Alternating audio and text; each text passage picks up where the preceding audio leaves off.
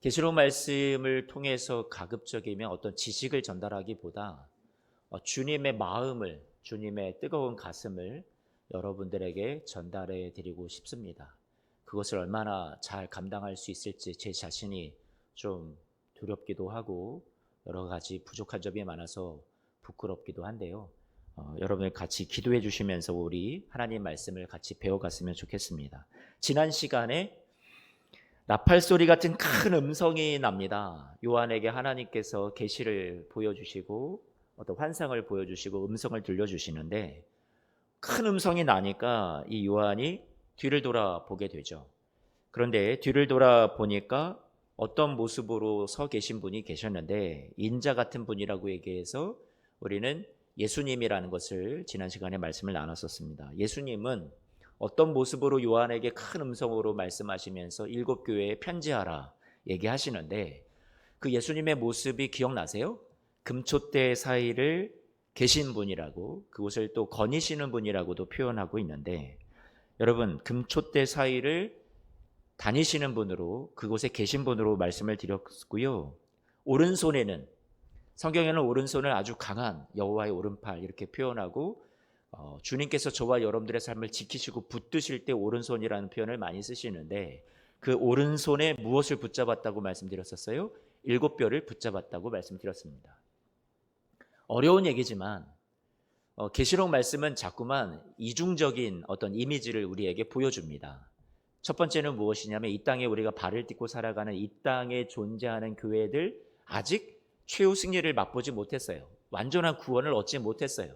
그러니까 이 땅의 현실은 질병도 많고 고난도 있고 어려운 현실이 계속해서 우리에게 다가오죠. 우리는 최후 승리를 보장받고 약속받은 사람이지만 이 땅의 현실은 만만치 않은 삶을 살아가고 있습니다. 그러니까 이 땅의 현실을 살아가는 교회들에게 지금 편지하면서 주님께서 말씀하시는 것은 그 교회와 내가 촛대 사이를 같이 거닐고 있다. 함께하고 있다. 내가 너희 곁에 있다. 동행한다. 말씀해 주시는 거죠. 우리에게 위로가 되고 싶으신 거예요. 격려를 주고 싶으신 거예요. 그러면서 동시에 한 가지를 더 보여주시는데 아직은 우리의 차원에서는, 이 땅에서의 차원에서는 완성되지 않았지만 천상에 있는 여러분의 존재를 자꾸만 보여주시고 언급을 하세요. 그게 무엇이냐면 오른손에 일곱 뼈를 붙잡고 계시다라는 거죠.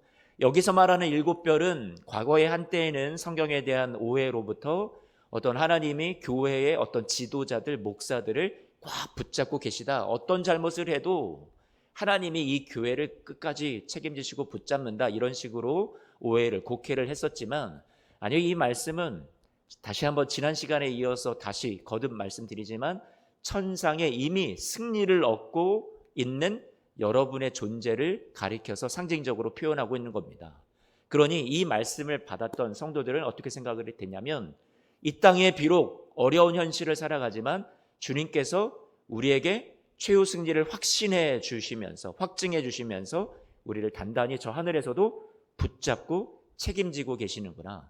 승리한 모습으로 천상에 있는 여러분들의 온전한 구원과 완성을 이룬 여러분들의 모습까지도 미리 앞당겨 보여주셨던 거죠. 요한에게 보여주셨고 그 당시 어려운 이 땅의 현실을 살아가는 교회에게도 천상에 있는 그 교회의 모습을 주님이 단단히 붙잡고 계시는 것으로 보여주셨다라는 것을 꼭 기억해 주시기를 바랍니다.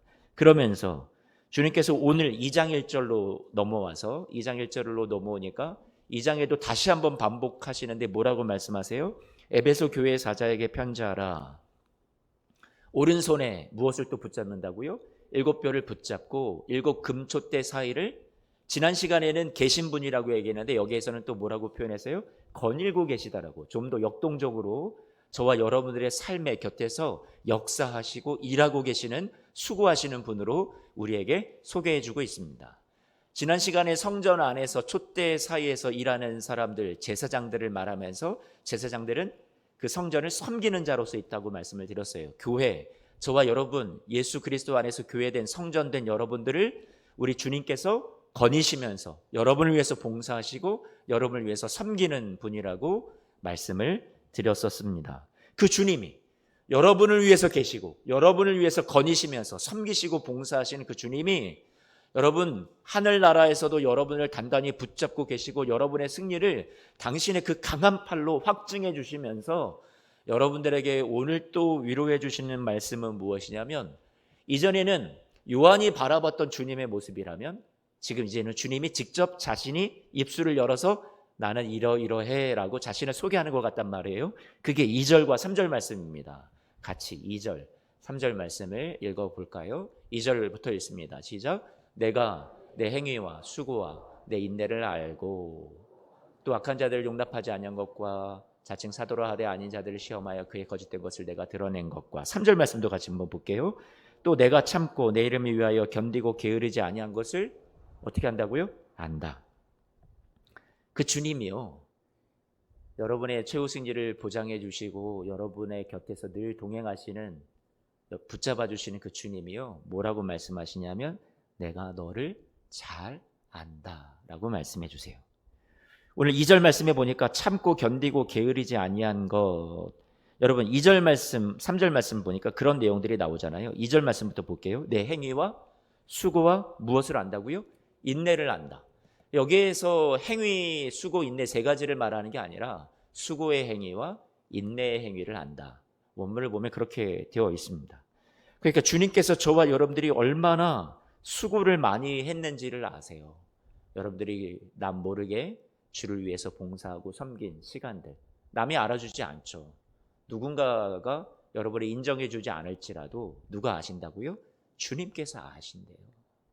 여러분들이 자녀를 위해서 눈물을 흘리며 기도했던 남 모르는 눈물과 아픔을 여러분 그러면서 오래 참고 지금까지 인내하면서 지내오셨던 여러분의 그 고난의 세월들을 누가 알아주실까요?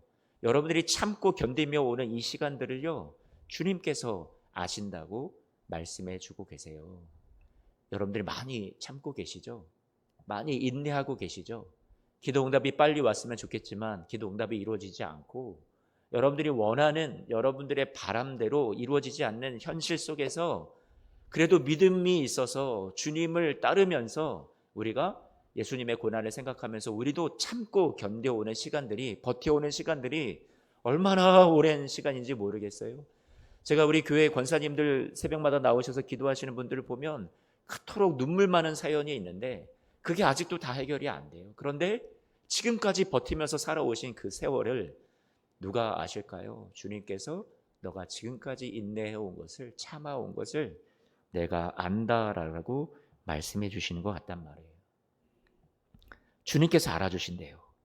3절 말씀을 보니까 참고 게으르지 아니한 것, 견디고 게으르지 아니한 것을 안다라고 말씀하시는데, 여기 게으르지 아니한 것이라는 이 한글 성경의 번역이 조금 아쉽습니다. 게으르지 않다 이렇게 표현하기보다 피곤하지 아니한 것을, 포기하지 아니한 것을 안다. 이게 좀 더 좋은 번역 표현일 것 같습니다. 게으르지 않다라는 표현은 주님이 야, 너 참 게으르지 않았어. 좀 저는 주님이 이렇게 얘기하시면 되게 서운할 것 같아요. 주님께서 게으르지 아니한 것을 안다 이 표현보다는 포기할 법한데, 낙심해서 그냥 나가 떨어질 법한데, 그렇지 않아요, 여러분? 주님께서 여러분을 보시기에도 야, 이거는 참고 인내하고 여기까지 버텨오며 믿음으로 살아온다는 것이 만만치 않은데, 그런데 여기까지 그것을 피곤하지 않고 포기하지 않고 버텨온 것을 안다라고 말씀하시는 거지, 참 게으르지 않았구나. 주님께서 저와 여러분들에게 이렇게 차갑게 말씀하시는 것은 아니라는 생각이 듭니다. 번역이 아쉽습니다. 당연히 여러분들이 지금까지 수고하고 충성하고 헌신하고 오래 참고 인내하며 버텨왔던 시간들에 대해서 주님께서 여러분들에게 내가 잘한다 하시면서 이 시간에 여러분들을 마치 품어주시는 것 같아요. 에베소 교회 성도들이 이렇게 여러분들처럼 오랫동안 참고 인내하며 버텨왔던 성도들이었던 것 같습니다. 주님이 저와 여러분들에게 오늘 이렇게 위로하십니다. 어느 누구도 몰라주는 문제, 여러분의 아픔, 어려움, 눈물 나는 형편을 그 누구보다도 잘 알고 계시며, 우리가 주님을 위해서 충성하고 봉사하고 남모르게 일해왔던 그 모든 시간들을 모든 일들을 한 가지도 놓치지 않고 주님께서는 다 알고 계시다라는 겁니다. 여러분, 이게 저는 위로가 됩니다. 예수님을 믿는 게 어렵죠. 힘들 때가 많죠. 시련이 오죠. 하지만 십자가의 길을 걷는 여러분들이 당연히 지칠 법한데 포기하지 않고 어제도 오늘도 내일도 걸으려 하는 그 모습을 주님이 안타까이 여기시고 주님께서 그 품에 안으시며 내가 다 안다 말씀해 주신다라는 거죠. 에베소라는 곳은 로마에 속한 당시 소아시아에서 가장 큰 도시였습니다. 에베소는 헬라인, 유대인 뭐 할 것 없이 그곳에 함께 많은 민족들이 섞여 살았었는데 다양성이 가득했던 도시고 항구 도시였고 무역이, 교역이 성행했던 도시였죠. 에베소는 네로 황제 뒤에 살아서도 신이 되고자 했던 도미티아누스라는 황제가 자신을 숭배하라고 황제의 신상을 만들었고 신전을 만들었던 그런 대표적인 도시이기도 했습니다. 그리고 이곳에 여러분들이 요한계시록 말씀을 우리가 나누기 전에 에베소서 말씀을 나눴었죠. 기억나시죠? 에베소서 말씀을 나눌 때 기억나세요? 아데미 여신을 섬기는 그런 사람들, 신상을 만드는, 새겨서 팔고 장사를 하는 사람들이 많았던 이 도시에 사도 바울이 복음을 전하자 거기에서 복음을 믿고 돌아오는 사람들이 우상을 버리고 우상을 사지도 않고 막 어떤 서적들을 불태우고 뭐 이런 일들이 일어나니까 많은 사람들이 우상을 떠나다 보니까 어떻게 되었어요? 그곳에서 우상을 만들어 파는 사람들이 주변 사람들을 규합해서 폭동을 일으키죠. 그래서 여기에서 사도 바울이 더 이상 사역을 하지 못하고 쫓겨났던 것을 여러분 기억하십니까? 도망가야 했었단 말이에요. 바울은 복음을 듣기 원하는 말씀을 사모하는 사람들을 모아서 에베소에서 눈물로 가르쳤어요. 3년간을 목회를 했었는데 그 중에 2년이 조금 넘는 시간들은 두란노 서원이라는 곳에서 여기 이곳 티란누스라는 그런 사람이 운영했던 그런 어떤 많은 사람들을 가르치고 배움을 줄 수 있는 그런 학당이었는데 그곳 장소를 임대해서 거기에서 오전 한 11시부터 오후 4시까지 하나님 말씀을 가르쳤다라고 하죠. 매일같이 가르쳤다고 성경은 얘기하고 있습니다. 매일 5시간씩 2년이 넘는 시간 동안 복음을 가르치고 말씀을 가르쳤다고 설교했다고 생각을 해보세요. 제가 지난번에도 말씀드렸지만 일주일에 한 번 나와서 설교 말씀을 한 30여 분 듣는 저와 여러분들 성도님들의 시간으로 따지자면 여러분 100년치의 분량이라고 말씀을 드렸습니다. 바울이 복음을 전하면서 이 아데미 신을 섬기던 자들과 다른 우상을 섬기던 많은 사람들이 그리스도인이 되면서 우상 판매가 시들해져서 우상을 만들던 사람들에게 쫓겨나서 그 이후에 이 복음을 자기가 그렇게 복음을 전하고 가르치고 싶었는데 더 이상 전할 수 없게 되었던 이 에베소 교회 성도들을 생각하면서 그들이 앞으로 이 믿음을 어떻게 지켜갈 수 있을까? 어떻게 하나님 말씀을 단단히 붙잡고 세상을 이기며 살아갈 수 있을까? 걱정이 되죠. 그래서 이 사도 바울은 또 가고 싶었어요. 에베소를. 그런데 갈 수 있는 여건이 안 돼요. 너무나도 간절합니다. 그러다 보니까 여러분들이 사도행전 20장 말씀을 아실지 모르겠지만 같이 한 번만 말씀을 좀 보죠. 바울이 에베소를 가서 또 말씀을 가르치고 싶은데 가르칠 수 없으니까 에베소의 장로들을 초청을 합니다. 그래서 밀레도라는 곳에서 사람을 보내어서 장로들을 초청해서 만나게 되는데 그 장로들에게 부탁을 하는 거죠. 같이 사도행전 20장 말씀을 좀 봐요. 20장 17절부터 바울이 밀레도에서 사람을 에베소로 보내어 교회 장로들을 청하니 18절 오매 그들에게 말하되 아시아에 들어온 첫날부터 지금까지 내가 항상 여러분 가운데서 어떻게 행하였는지를 여러분도 아는 바니 19절 곧 모든 겸손과 눈물이며 유대인의 관계로 말미암아 당한 시험을 참고 주를 섬긴 것과 20절 유익한 것은 무엇이든지 공중 앞에서나 각 집에서나 거리낌이 없이 여러분에게 전하여 가르치고 21절 유대인과 헬라인에게 하나님에 대한 회개와 우리 주 예수 그리스도께 대한 믿음을 증언한 것이라. 31절 말씀으로 넘어가서 그러므로 여러분이 일깨어 내가 3년이나 밤낮 쉬지 않고 눈물로 각 사람을 훈계하던 것을 기억해 주십시오. 32절 말씀에 지금 내가 여러분을 주와 및 그 은혜의 말씀에 어떻게 했어요? 부탁한다고 했어요. 말씀이 그동안 전했던 3년 동안 밤낮으로 눈물로 훈계하며 가르쳤던 이 하나님의 말씀이 이들을 든든히 세워주기를 그렇게 간절히 기도하면서 눈물로 부둥켜 안고 기도하고 헤어지게 되죠. 그 이후에 사도 바울이 예루살렘에 갔다가 체포되어서 로마의 감옥에 갇히고 이후에 감옥에서 갇힌 상태에서 썼던 성경이 뭐였어요? 에베소서 말씀이었죠. 그 에베소서 말씀을 통해서도 이들을 어디 위에 세우려고 했었다고요?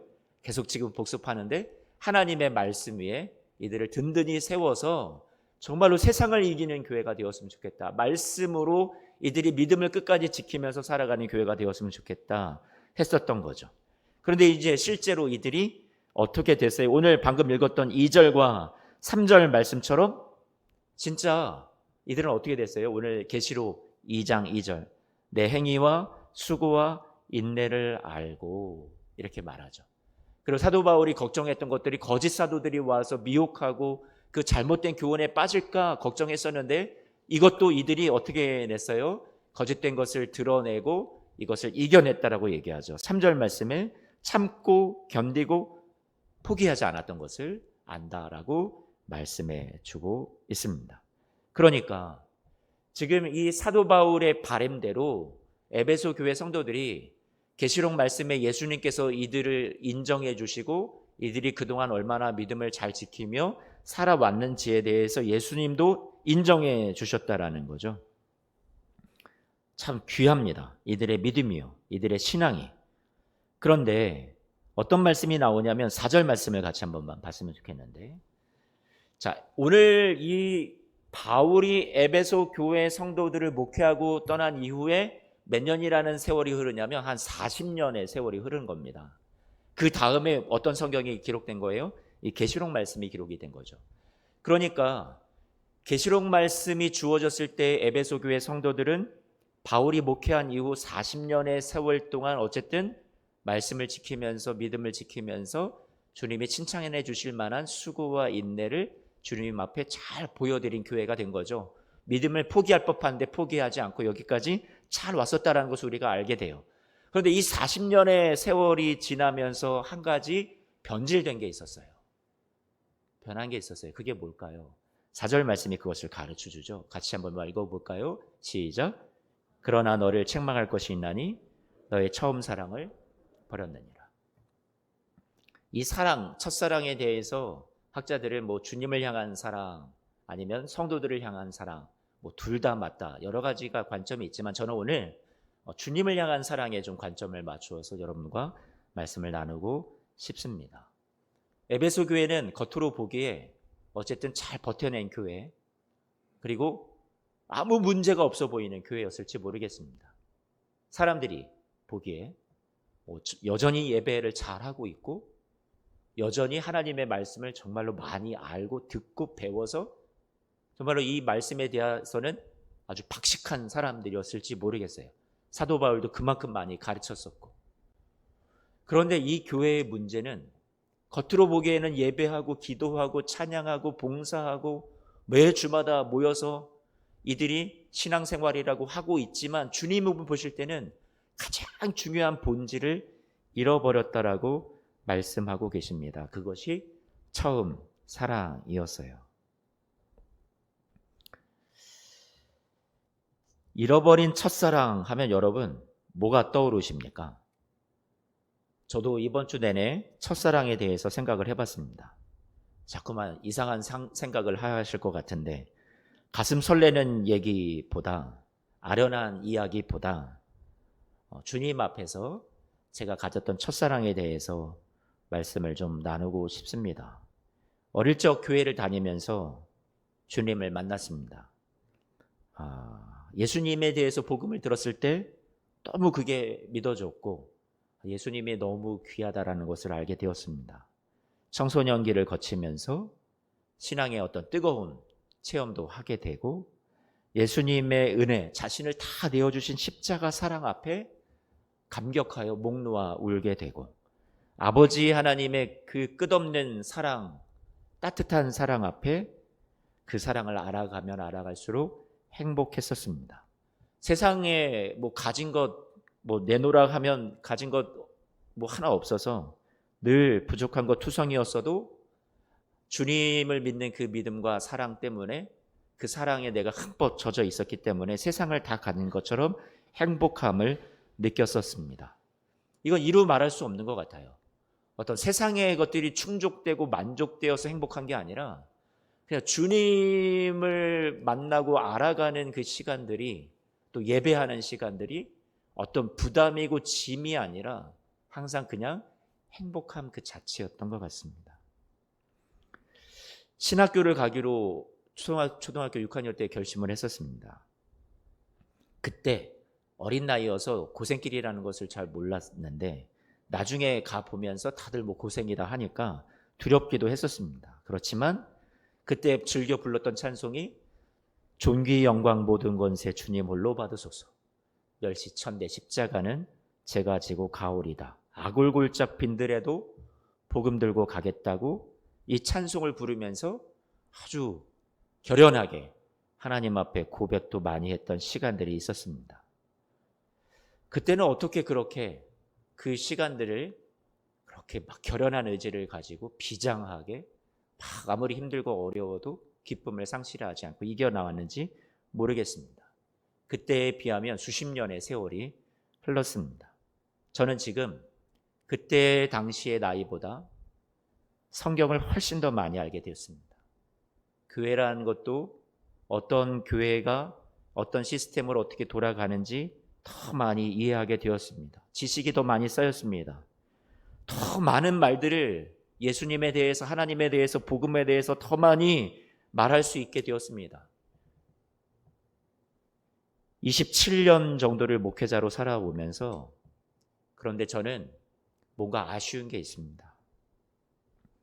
제 안에 주님을 향한 사랑이 더 커졌다라고 생각하기보다, 더 뜨거워졌다고 생각하기보다 이게 장담이 안 돼요. 어느 순간부터 아골골짝 빈들에는 갈망이 사라지는 것 같습니다. 멸시천대 십자가를 지려던 제 다짐도 식어져 버린 것 같습니다. 그저 더 편한 것, 더 쉬운 것, 더 누리고 싶은 것을 찾으려고 하는 제 모습이 자꾸만 눈에 띄기 때문에 그렇습니다. 지금도 뜨겁게 사역을 감당하는 어떤 젊은 후배들이나 목회자들을 보면 부끄럽기도 합니다. 하루하루 주어진 일상을 그저 때우는데, 하루하루를 메꾸는데 급급하게 살아가는 것만 같이 느껴질 때가 있습니다. 그저 익숙한 일들을 합니다. 예수님을 처음 만났던 그 첫 순간의 뜨거운 마음으로, 또 교회를 향한 뜨거운 사랑으로 교회 일을 하기보다는 퇴색해져 가는 제 모습을 느끼게 됩니다. 한 주 내내 처음 사랑을 버렸다라고 말씀하시는 예수님의 음성이 제 귓가에서 떠나질 않습니다. 사랑하는 성도 여러분, 저는 그렇게 부족한 사람이 되어가는 것 같습니다. 주님을 향한 사랑이 식어져가는 사람이 되는 것 같습니다. 저만 느끼는 감정인지 모르겠지만 여러분은 어떤가요? 에베소 교회에서는 가장 중요한 사랑이 점점 빠지고 그 자리를 어떤 의무와 형식이 대신하게 되었나 봅니다. 주님을 만났던 순간에 그들의 가슴을 가득 채웠던 첫사랑의 감격과 마음이 어느 결에 사라지고 겉으로 보기에는 아무 나무랄 데 없어 보이는 교회요 신자처럼 보였지만 그들은 그들 안에 이 사랑이라는 본질을, 그들을 살아 숨쉬게 했던, 행복하게 만들었던, 세상에 어떤 것이 없어도, 어려움이 있어도 그래도 이 신앙생활에 기쁨을 가지게 만들었던 그 사랑을 잃어버렸던 것 같습니다. 기쁨과 감격이 사라지고 주님을 위해서 살기 원했던 마음이 점점 시들해져 가는 교회가 되어가는 것이 아니었나 싶습니다. 주님은 그들의 마음에 사랑의 불꽃이 사그러져 가는 것을 느끼셨습니다. 그래서 그 가슴이 사라진, 사랑이 식어진 그 공동체에 회복할 것을 요구하십니다. 저는 여러분들이 그런 얘기를 하시더라고요. 이광석 목사는 자신을 오픈하지 않는다. 그러니까 뭐 기도 제목이 뭔지, 뭐가 부족한지 항상 뭔가를 얘기를 해주지 않아서 뭘 위해서 기도를 해야 될지 모르겠다. 이런 얘기를 제가 들었던 것 같습니다. 좀 아쉬운 소리 하고 아프다, 힘들다 얘기를 좀 해야 이렇게 기도해 줘야 되겠구나를 성도님들이 생각을 할 텐데 그런 얘기를 전혀 입 밖에 내지를 않는다라는 거예요. 제가 오늘 여러분들에게 고백합니다. 여러분 이 사랑을 회복하기를 위해서 기도해 주세요. 이 사랑이 회복돼야 여러분 교회를 제가 더 사랑으로 섬길 수 있고 더 헌신하면서 섬길 수 있을 것 같습니다. 뜨거워졌으면 좋겠습니다. 지금보다 더 많이 여러분들을 위해서 주님을 위해서 헌신했으면 좋겠습니다. 형식이 되지 않게 의무가 되지 않게 여러분 그렇게 타성해졌지 않게 기도해 주시면 감사하겠습니다. 한때 이제 제가 중고등부 학생들을 가르칠 때가 있었습니다. 20대 한 중반에 전도사 사역을 처음 나가면서 그때 이제 아이들을 가르칠 때 학생회에 막 제가 올인을 했었어요. 뭐 아침 새벽 뭐 5시부터 밤 11시까지 교회에 그냥 매달려 살고 파트 사역 전도사였음에도 불구하고 한 40만 원 돈 사례를 받을 때 그 가운데 막 넘치도록 그 이상으로 아이들을 뭐 떡볶이 사주고 순대 사주고 튀김 사주고 이 아이들을 그렇게 사랑하는 마음으로 섬겼던 제 안에 어디서 그런 열정이 나오고 어디서 그런 헌신이 나오는지 모르겠지만 주님이 나를 사랑한다는 그 사랑과 내가 이 영혼들을 사랑한다는 그 사랑 때문에 그게 누가 밀지 않아도 떠밀지 않고 강요하지 않아도 그게 제 안에 팍 솟구치듯이 나왔던 사역의 모습이 있었습니다. 그런 사역을 하고 싶습니다. 이 예수소망교회 안에서도. 그런데 어느덧 제가 여러분들이 보시기에도 형식화된 모습이 있다면 여러분 부족한 저를 위해서 기도해 주시고요. 제가 이후에 그 학생들 사역을 더 이상 못하게 되고 담임 목사님께서 청년부 사역을 하라는 거예요. 그런데 저는 청년부 사역을 하고 싶지 않았습니다. 왜냐하면 제 눈에는 이 중고등부 학생들이 너무 이렇게 제 눈에 밟히고 들어왔었으니까 청년들하고는 나이 차이도 그렇게 많이 나지 않고 청년부를 감당하는 게 제게 조금 부담이었었습니다. 그런데 청년부를 맡으라 하시기에 순종하는 마음으로 맡았지만 이게 내키지가 않는 거예요. 뭐 설교를 해요. 가서 하나님 말씀도 전해요. 예배도 인도해요. 찬양도 해요. 할 거는 다 해요. 그런데 이 안에 동기가 생기지 않아요. 사랑이 생기지 않아요. 이들을 진짜 사랑하는 마음이 생기지 않으니까 그게 동기가 되지 않으니까 하기는 하는데 기쁨이 없어요. 하지만 굴러는 가요. 뭔가는 하기는 해요.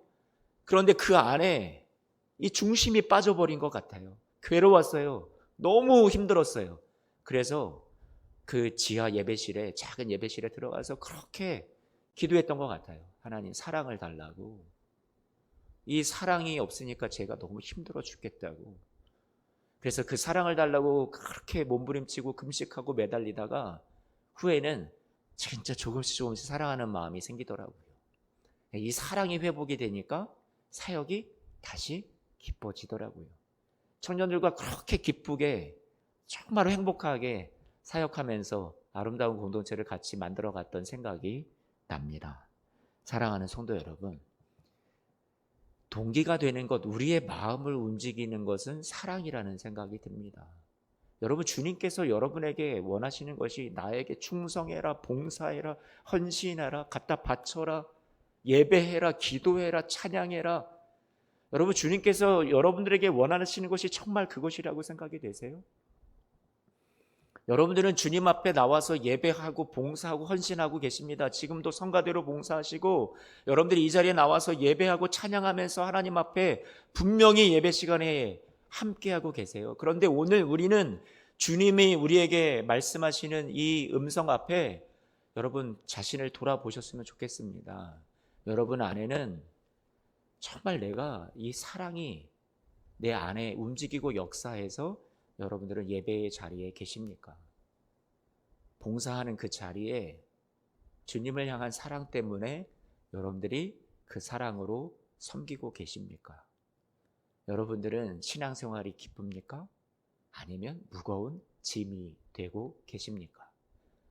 여러분들, 오늘 우리가 우리 안에 이 중요한 사랑의 본질을 다시 회복했으면 좋겠어요.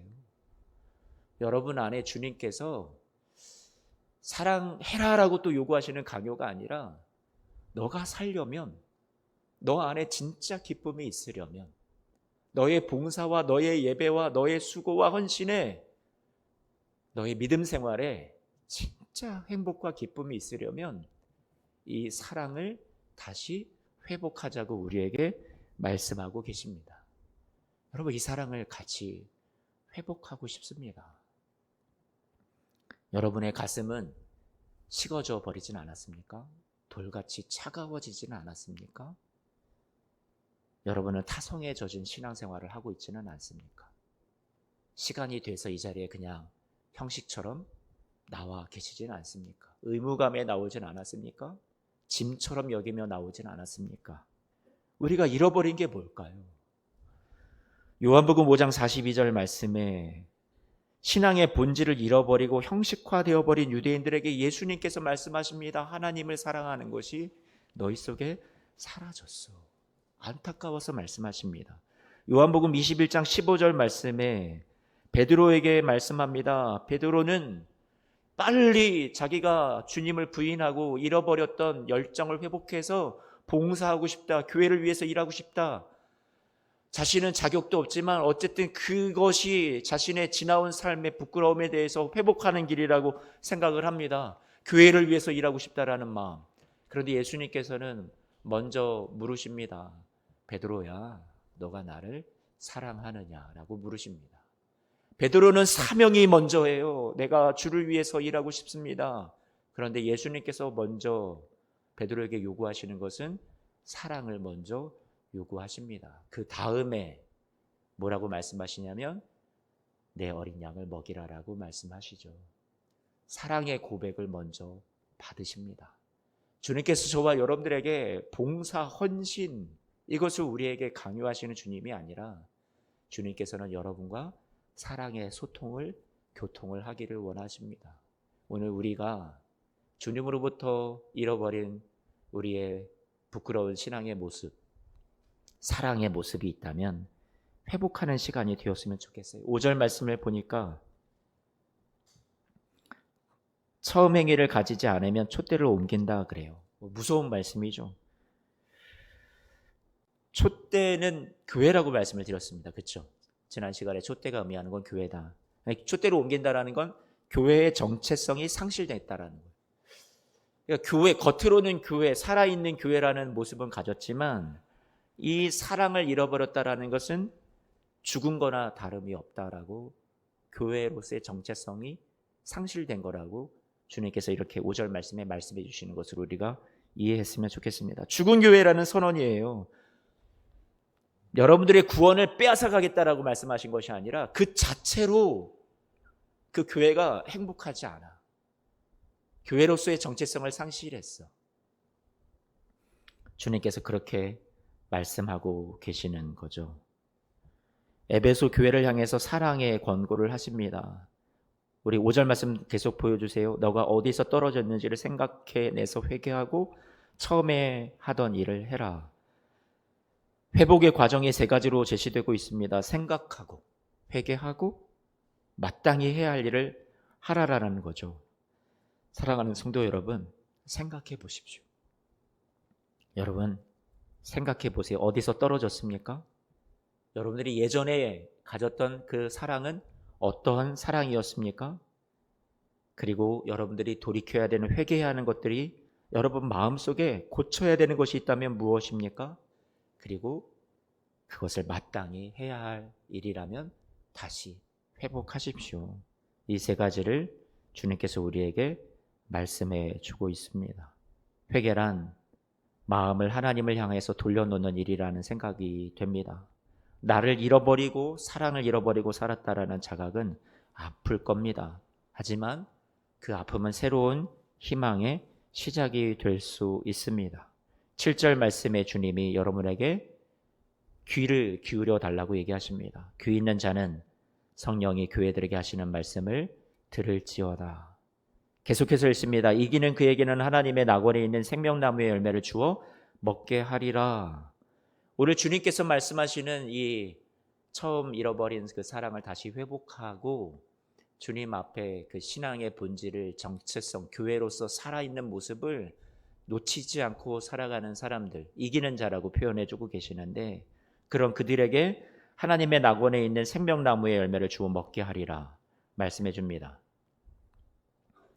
에덴에서 쫓겨나서 생명나무 가까이 가지 못했던 인류의 최초의 범죄를 아실 겁니다. 그 우리의 잘못된 범죄와 타락으로부터 잃어버렸던 낙원을 주님께서 어떻게 해주시기를 원하시냐면 온전히 회복시켜 주시기를 원한다고 7절 말씀에 얘기해 주시는 거죠. 계시록에서의 종말은 멸망이 아니라 지난 시간에 말씀드렸었죠. 회복이라고 말씀드렸습니다. 주님께서 저와 여러분들의 삶을 온전히 회복시켜 주시는 그날이 있다라는 거예요. 은혜의 날이, 회복의 날이, 복된 결말이 있다라는 겁니다. 그날에 이르기까지 주님께서 이 사랑을 놓치지 말고 이 사랑을 붙잡고 나와 함께 세상 끝날까지 같이 우리 이기며 살아가자라고 말씀해 주고 계십니다. 어떤 것도 주님과의 관계보다 더 중요한 것은 없습니다. 사역도, 일도, 봉사도 주님과의 사랑의 관계보다 더 중요한 것이 아닙니다. 사랑하면 더 이상 우리가 예배가, 봉사가 짐이 되지 않을 겁니다. 여러분, 그 사랑을 회복시켜 달라고 오늘 같이 우리가 기도했으면 좋겠습니다. 우리의 예배도, 우리의 기도 생활도, 우리의 헌신도, 여러분의 직장에서의, 가정에서의 삶도, 여러분, 이 사랑이 식어지면 우리가 가장 중요한 본질을 잃어버리고 우리의 삶의 기쁨이 사라지고 행복하지 않을 겁니다. 여러분, 이 사랑이 여러분에게 식어졌다면, 잃어버린 바 되었다면 주님, 이 사랑 다시 한번 제게 회복시켜 주십시오. 제가 이 사랑을 회복할 때가 가장 행복했었습니다. 더 이상 교회 신앙생활이 짐이 되지 않게 하시고 부담이 되지 않게 하시고 구원의 기쁨을, 즐거움을 회복시켜 주옵소서. 제게 사랑을 회복시켜 주옵소서. 같이 기도하며 나가는 우리 성도님들 되시기를 축복합니다.